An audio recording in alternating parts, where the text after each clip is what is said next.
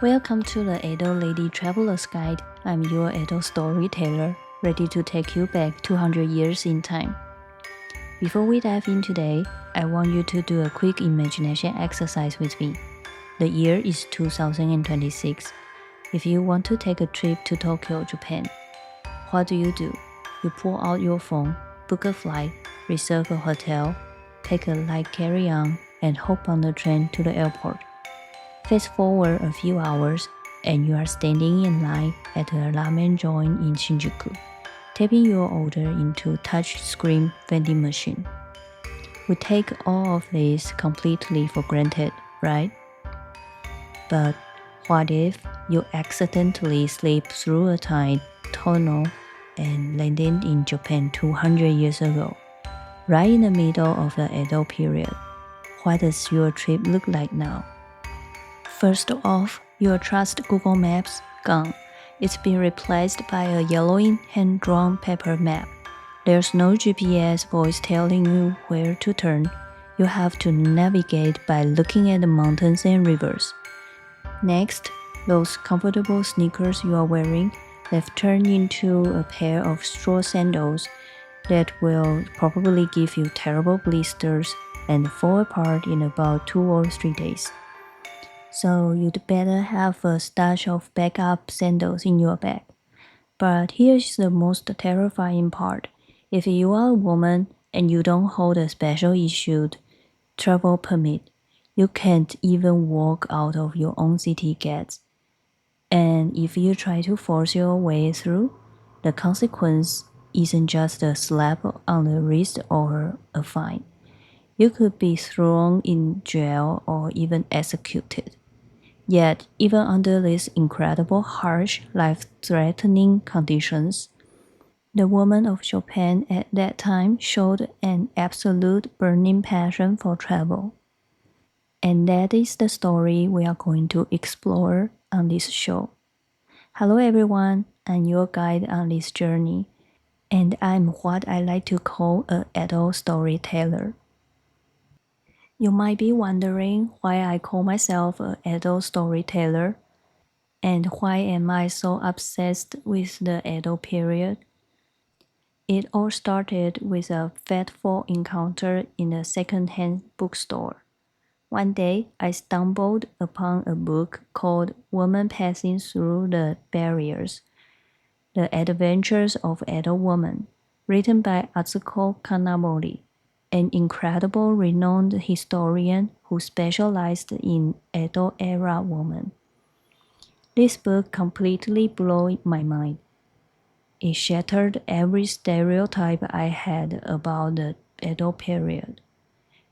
Usually, the history we read is all about the big man, what decision Tokugawa Ieyasu made, or which shogun fought which battle. But under Kanamori's pen, history had a heartbeat. It was living, breathing history. In her book, she dug up a massive amount of diaries and records from the Edo Sekisho, which were basically strict checkpoint or border customs. I read so many unbelievable details. For example, there was a strict policy known as no guns in, no women out. To prevent rebellions, the shogunate strictly forbade weapons from entering Edo, and equally strictly forbade women, specifically the wives and daughters of feudal lords who were kept as hostages from escaping. Because of this one rule, every single woman passing through a checkpoint was treated like a potential criminal. Kanamori described the sheer tension at these checkpoints. Imagine you are just an ordinary peasant woman.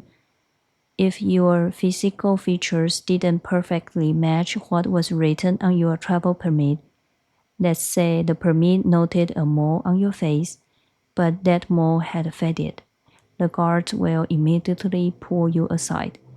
You'd be locked in a holding room for days, unable to leave, waiting for your hometown to mail you a new ID. The book even mentions that some checkpoints employed older women, known as inspection crowns, whose sole job was to strip search female travelers. They would check your hair to see if you were smuggling secret letters and inspect your body to make sure you weren't a man in disguise. When I read these passages, I didn't picture boring historical documents. I saw real, living, breathing women, anxious, trembling in front of the checkpoints, yet with fierce determination in their eyes. I thought to myself, wow, women 200 years ago had to risk everything just to go on a trip. That book was the key that unlocked the door to the Edo period for me.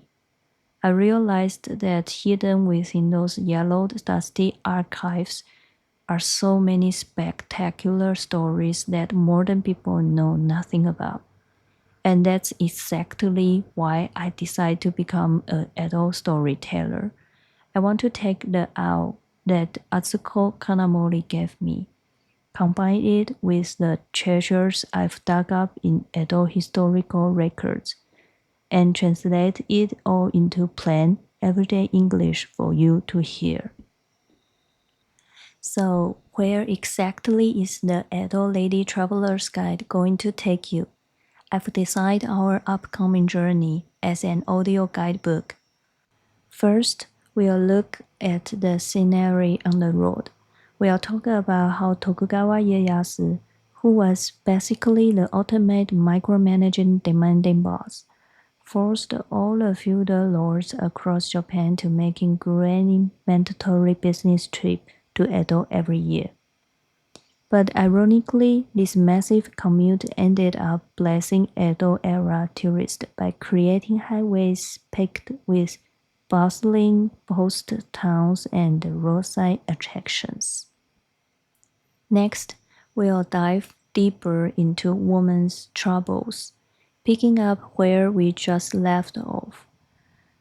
I'll bring in more real-life cases from Edo archives. We'll discuss what actually happened if you got detained at a checkpoint. Were there fixers or smugglers who could sneak you across the border? We'll even talk about how women managed to get those precious travel permits in the first place. Turns out, claiming you were going on a pilgrimage to Ise Grand Shrine was the ultimate hall pass. It was an excuse so bulletproof that even the strictest mother-in-law couldn't say no. Finally, we absolutely cannot skip food and fun. What did you eat when you were exhausted from walking? What kind of street food did they have back then? Why did everyone say you had to eat mochi when visiting Ise? Also, what happened if you got sick on the road? Or what went down if a tourist actually passed away during their trip? Through all these little slices of life, I hope to show you the light and the fire of Edo woman. History isn't just a list of dead deaths. It's the warmth of everyday life. Honestly, I spend my days buried in mountains of ancient text, and my eyes get blurry and my brain feels completely fried. But at the same time, mentally wandering through the Edo period every day has become my ultimate escape from the high-pressure modern world. We live in an era obsessed with efficiency. When the modern people travel, everything has to be delicious, fun, Instagrammable, and give us the absolute best bang for our buck. But in the Edo period, travel was slow, very slow. Walking from Edo to Ise took anywhere from 10 to 20 days just for a one-way trip. Yet, In that slowed down space and time, people felt everything so much more deeply, whether it was a wild flower on the side of the road or a hot bowl of soup. That's why I started this podcast. I want this space to be a mental rest stop for you. Whether you are commuting on the subway, doing chores, or washing the dishes, I hope my voice can help you temporarily unplug from the present and take a relaxing stroll through a world 200 years in the past. If you want to travel through time with me, hit the subscribe button for the Edo Lady Traveler's Guide. Next episode, we are officially hitting the road. We are going to start by talking about the man who made safe travel possible in the first place, Tokugawa Ieyasu. Why did I call him the ultimate demanding boss? And what exactly did he do to transform Japan from a blood-soaked, war-torn nation into a peaceful paradise where everyday people could actually go on vacation? Behind it all is a massive conspiracy of mandatory business trip.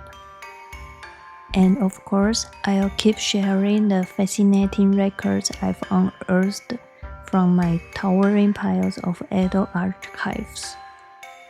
I'm your Edo Storyteller, and I'll see you at the entrance of the Time Tunnel next week. Bye!